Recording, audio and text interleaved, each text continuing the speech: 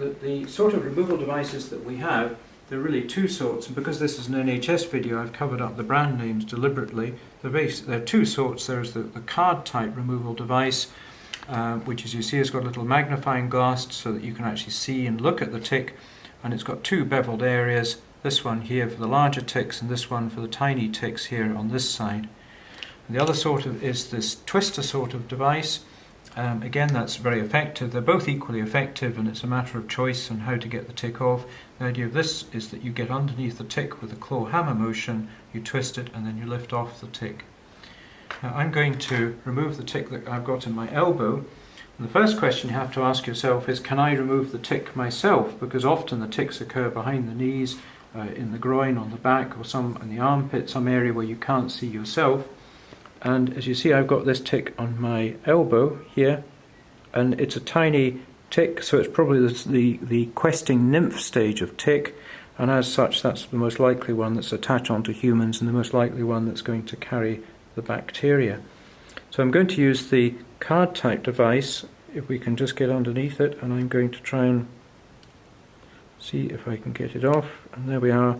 That's the tick off. Having used the card device, as you see in the tiny little bevel shape of the removal device. Then after you've done that, just get a little bit of antiseptic and just brush it over with the antiseptic. Now what should you look for? When are you at risk of getting Lyme disease or Lyme borreliosis? As you see, there's a little bit of redness there, but that's to be expected, that's perfectly okay.